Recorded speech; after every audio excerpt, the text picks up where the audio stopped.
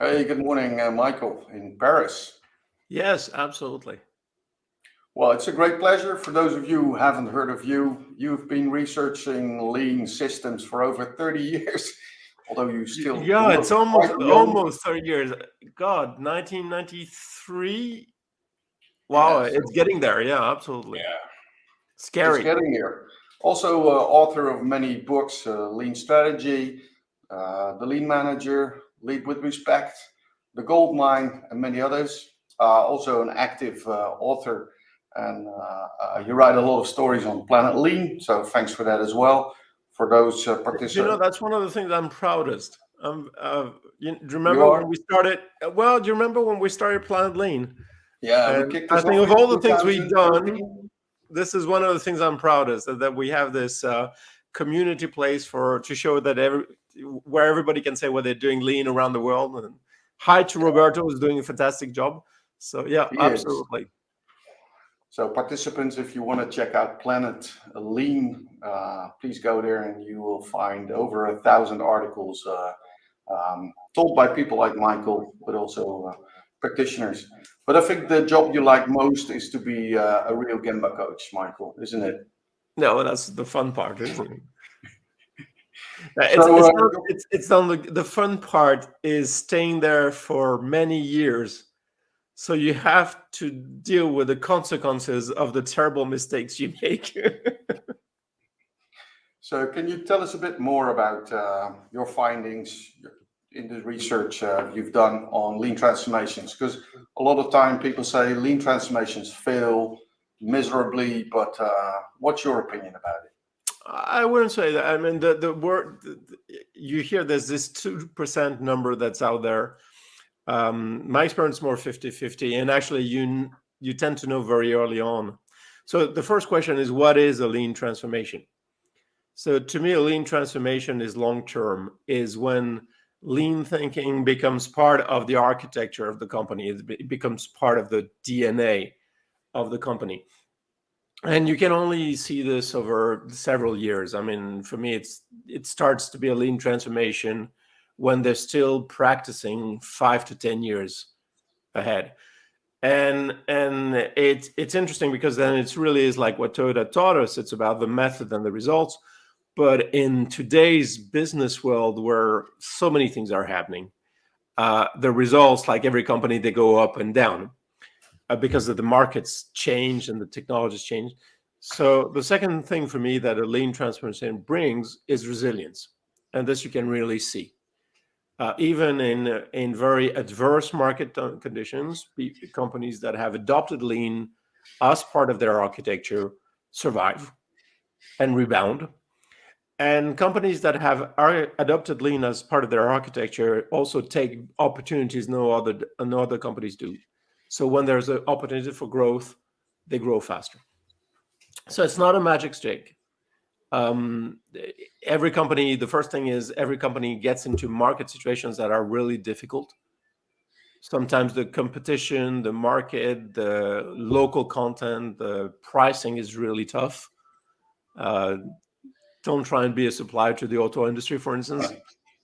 But what makes it a transformation is that lean is part of the DNA of the company, and the two things the company looks at is customer satisfaction and employee satisfaction.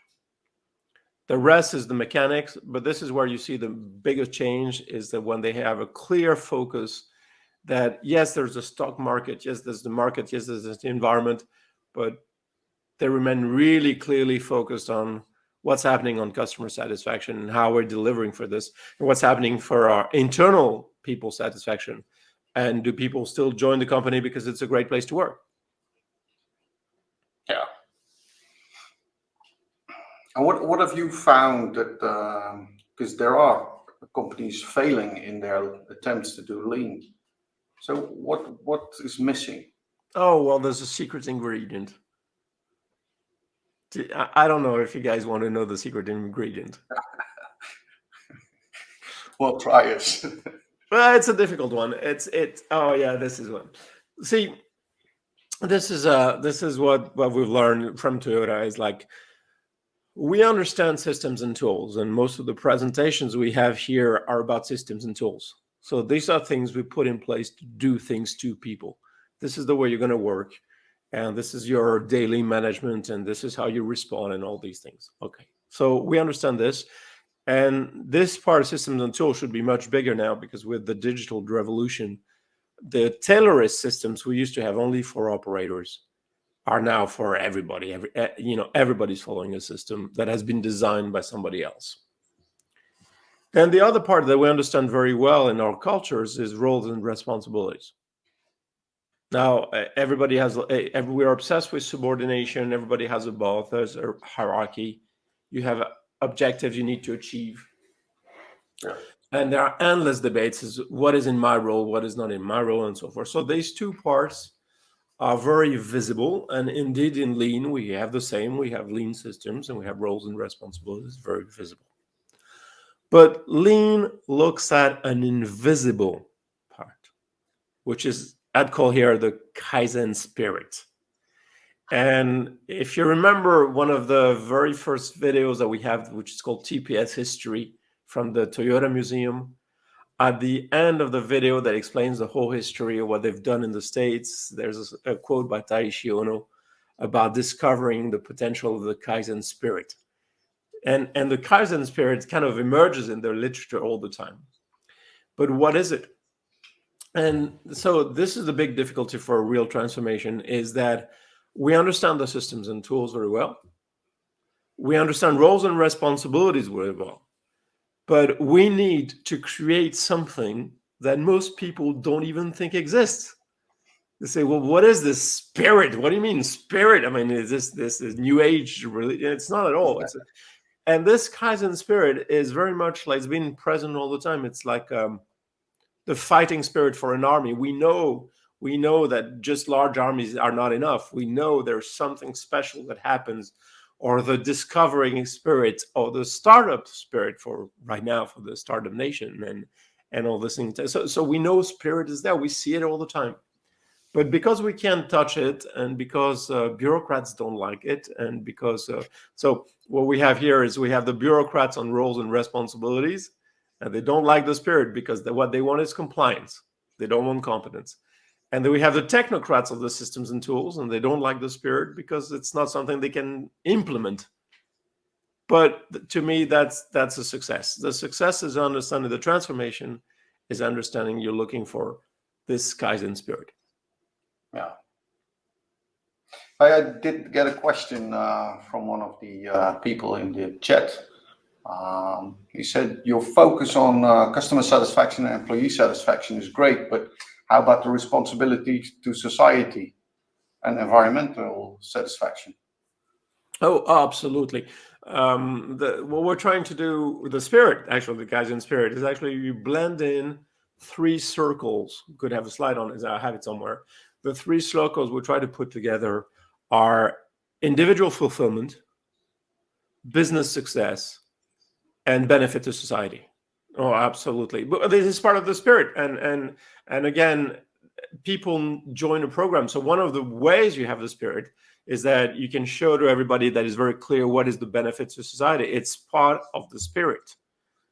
And the question is, how do we have the spirit? And if we go back to the next slide with a strange E on improve, the next slide here is understanding how people function.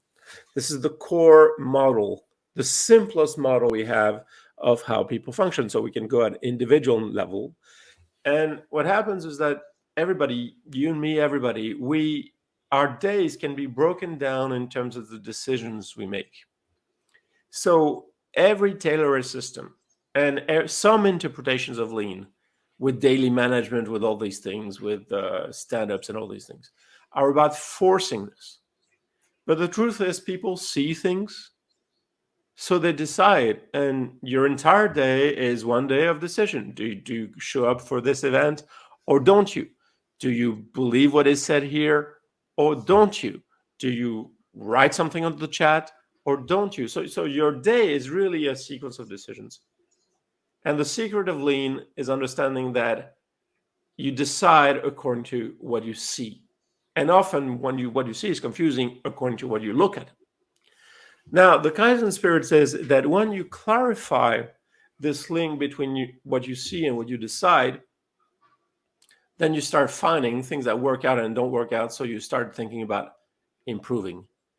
And the whole point of every lean tool in the spirit way is that these are not tools to force decisions. This is a Taylorist way. These are tools to change what you see so that you yourself decide what you need to improve. We had the discussion last night about just in time. Just in time is often interpreted as a way to force people to have low stocks. That's ridiculous. It's about visualizing the stocks and the varied kind of stocks you have so that you see where your variability comes from and you decide which part of your operations you want to improve. So I think the radical departure from our traditional systems and tools and roles and responsibility vision is this idea that you put in place to visualize things so people understand the decisions they make every day. And they themselves, it's completely self-directed, decide what to improve. And then the role of the senseis and all the coaches and everything is to support them when they've decided to improve something. Now, where it gets really clever, really interesting, is that once you've improved something, suddenly you don't look at the world the same way. And this is the whole path of sensing, and this is the whole path of transformation. What I find striking when you visit a company that's been in a lean transformation is that they no longer look in the same places. They don't have the same indicators. They don't have the same boards. They don't have visually management. They organize the same way. They change what they look at. They change what they see. So they make different decisions. And in fact, what you're looking with the Kaizen spirit is you increase the quality of decisions. And this is a real transformation. It's not as we discovered when actually we were looking at transformations with Dan Jones and Ori Fiume and Jacques Chaise and thinking, if we pull together all the things we've seen over 30 years, what do we see? And the one thing we saw is that it's not an organizational transformation as many people think. It's a cognitive transformation. It's a different way of thinking. And it's understanding that you take every single person, individual fulfillment, and you understand this core model about people, what they see, the decisions they make, and the choices to improve or not improve that they make, and how this feeds back into the system. What we used to call, what you're seeing here is what we used to call double loop learning back in the 80s. It's you have the first learning loop on see and decide, but you have the second learning loop on changing what you look at. Back to like as with John's book, Learning to See, same thing. Yeah. So what does this mean for our typical approaches of how do we engage in a learning experience or a lean transformation? This is a tricky one. Okay, if we there's one thing I should have shown is that I keep track of the transformations I know, and essentially I have two types of transformations. You have three types. You have transformation where the CEO himself or herself is leading the transformation. They transform themselves and then they transform the business. So they learn lean themselves. Yeah. And you have types where they delegate this to a program. So they have a program running internally or consultants or so forth. And in large companies, you have types where they do both. And sometimes neither, and sometimes it's not a transformation at all. They're just hitting the place with workshops to do local productivity gains.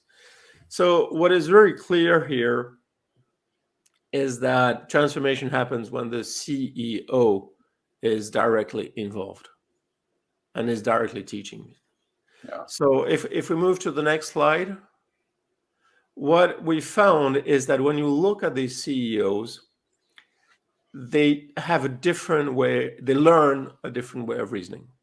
And it's really a different way of thinking about things. rather than knowing everything from the start and say, oh, I understand the problem right away, this is the problem. They learn to find the problem, find problems, discover problems. And for instance, this is why just-in-time is so important, because this is the best problem-finding machine we have. GDoc as well, we find problems. So when you put in just-in-time, suddenly everything blows up in your face, and you understand where your capacity problems are. You find problems. This is why we start the transformation at customer service, because we want to find problems. So Nate Furuta's latest book is extraordinary in this. It's called Welcome Problems, Have Success, or something. Do you remember, Rene, the name of the book? Mm-hmm. We just published it. LGN just published it. Which one? From Furuta? Yeah. It's Welcome Problems, Welcome Problems, Finding Success. Yeah. Should be on somewhere here. And the main theme of the book is what Todd has called forever problem awareness, is finding problem, exploring the Gemba with just-in-time until you finally understand the problem. Now, understanding the problem leads you to breaking down to factors and then realizing that some things you know and some things you really don't know. So then there's a second phase, which is very difficult, which is a face phase. Rather than keep working what you know, you have to start working on what you don't know. that's personally, I find it exciting, but it's a really difficult thing. I had a discussion last night in a hospital. We discovered we don't know how to have clean indicators, and we have to face it. And we start pulling this and we discover the mess that we have in IT, and we don't know how to do it. We just don't know. But that's the exciting point, which leads you to framing the problem. Once you've faced it, you try to explain it in a simple way in 1-2 sentences, like for instance, the hospital, we need to have clean performance indicators in order to improve. So we frame the problem and we can put it out to people. And this means that each person can have their own interpretation of what the problem means. So they themselves can join in and do whatever and come up with improvements. We don't have to control everybody. We just can open. It's like an open source system. Everybody can join in because they understand the problem we're trying to solve. In the hospital case, the reason we want indicators is because we want to have faster response for patients when they come in. We know it's a problem everywhere. We've decided, the CEO has decided this is main area. And so he needs to explain this, and he needs to frame it with a number, which is why we need the indicators. But what he's saying to everybody is, guys, what can we do to improve response time? This is a very simple frame. Patients need to be taken in faster. So what can you do? And then the conversation starts. Which leads us to the last thing, which is form. We are not going to come with a cookie cutter solution we're going to impose on everybody. We're going to actually build a solution from Yokoten, from what everybody's doing. Oh, you've had a good idea.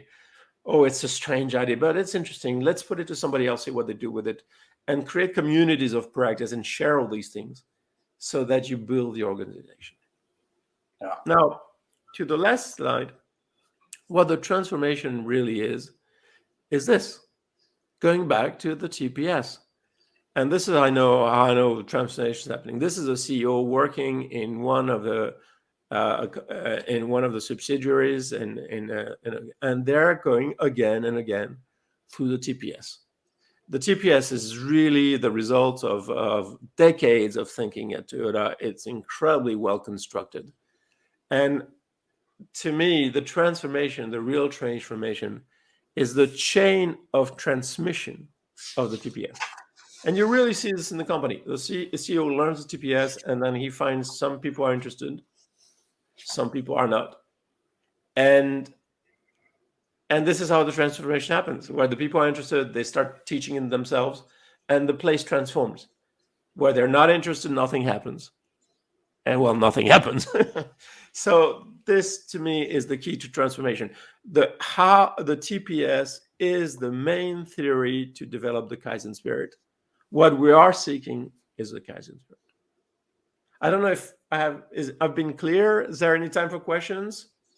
Yeah, we have a question from Maria Fernanda. You mentioned don't force decisions, but when you are starting this journey, you need to push it. Did you have other experiences?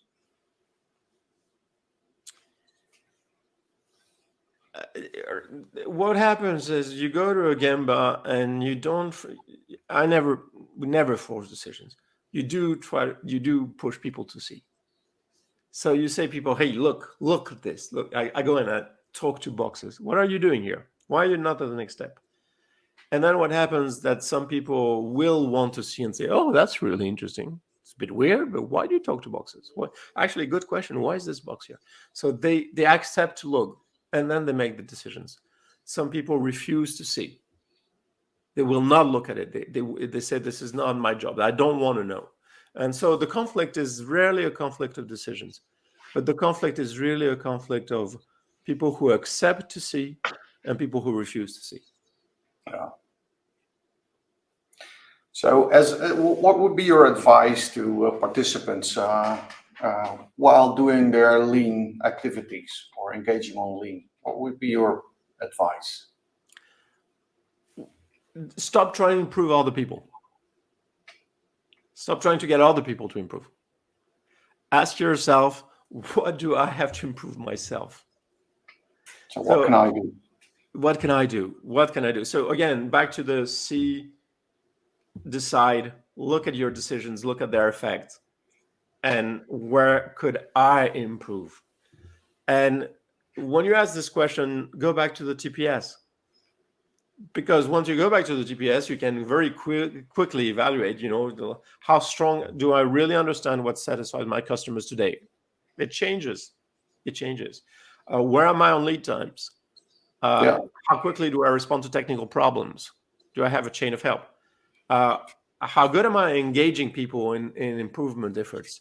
And what I'm doing currently is this improving mutual trust or actually destroying mutual trust. So once I've asked myself, what do I need to improve?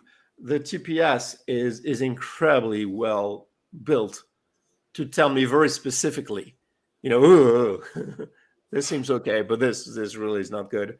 And even if this seems okay, we could do, it's like we were discussing with inventory. The best level of inventory is reduced by half, whatever. So you can always go one step. The TPS is great because it always tells you very specifically the next step you can go if you want to improve. So it sounds like what you're saying is methods and tools are to be used to really find and face problems, correct? Yeah, no, absolutely. Again, the spirit of kaizen. So methods and tools, but also roles and responsibilities. People need to take responsibilities for outcomes, not just for activities. And they need to take responsibility. There are 3 ways in lean that people can contribute. They can contribute through more mindful work every day. I can try to be this presentation more mindfully. Then they can contribute for suggestions. I can have suggestions. Maybe next time we do it differently. And then I can join a Kaizen group. I can join a quality circle where we're going to be thinking together about how to do things better. So again, roles and responsibilities, as a manager, do you help people to contribute through the way you handle your role and responsibility, or do you don't? It's not just the tools and systems. But the key thing to me is also where is the improvement? Are we letting people come up with improvement ideas? Are we supporting them in improvement ideas? And are we orienting it? It's like when you look at Kaizen, we used to walk around the Gemba with a red pen and a green pen. And you get the red, if the Kaizen is something that brings value closer to customers, you can see the customer in it and customer benefit, you get the green pen.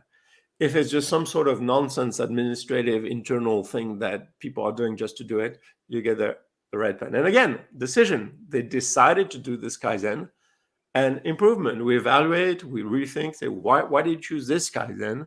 Where's the customer in this? So there's an orientation, which again is given by the TPS. So thanks, Michael. Let's look into if there's any more questions. So another question. Oh, this is a great question. Yes. Fear. First thing, fear is not a bad thing. It depends fear of what. You need trust because they shouldn't fear you. But sometimes, yeah, fear is very reasonable. You know, if I touch this, what happened? If I put my fingers in the plug, would I get electrocuted? It's a very rational fear. So fear is something you work with. That what you don't want is fear of your management and fear of your organization. That's a very different thing. So absolutely, not only many people fear change, but we need to understand that change is always some degree of suffering. So we pay for it. Yeah. You have to accept that you pay for change. I'm not saying pay as writing a check, but I'm saying time, appreciation, understanding. And one of the things that I really, have big fights with executives, they assume that they've decided change and people should follow and say, no, where are the people in this change? What is there in it for themselves? How are you going to pay for the change? Change is never free, because change is always different. It's always difficult at some level. And that's perfectly normal. We have to accept that. So Yeah. some people pay themselves because they enjoy the change and they lead it and they find it fun. That's okay. But for many people, change is there is suffering in change. We understand it. It's positive suffering. It's part of growing. There's no problem with this. There is fear of change, but there is fear of growing, and we understand that. So you pay, you give a reason to believe, you take time, you appreciate, you approve, you give back. Yeah. I also think that one of the other comments was so you kind of force people to see, or you push them to see. I think it's really about challenging people. You also wrote about it in Lead with Respect, that this is a hard thing, because you also need an environment that it's okay. So really focus on processes and systems. No, Be absolutely. okay. The fact that it's very challenging, it's very true. But again, it's back to, we're not challenging decisions. And it's really very interesting. We sometimes in conversation it is case, but there's never an intention to say to somebody, why did you do that? No, the question is, what were you looking at? So it's really the big fight, and this is the big fight the sensors have, why they set up the pull systems and the Kanban, is to change what people look at, because people are free of making the decisions they make. And that's the end of it. And this is the big difference with our organizations that are always forcing people to make decisions in a certain way. But then you lose them. You lose their engagement, and you lose their smarts, and you lose them. So yeah. I'm not saying it's not challenging, because people can be very rigid in the way they look at things. And we need open-mindedness, and we need looking forward. So, but it's really, the challenge is on seeing, learning to see, not on deciding. Yeah, we got some, just one last question, I think. How do you convince people to apply the Kaizen spirit? There's lots of people think it's better to work on the whole process rather than starting step by step. Hey, sorry. Chris. Yeah. Chris. Sorry, René, I will have to stop you there. Good, because I really didn't have an answer. You saved me, Christopher. Okay, no problem. Well, thanks, Michael. Thank you, Michael. Thank you, René. Thank you, guys. Thank you, René. Thank you, Chris.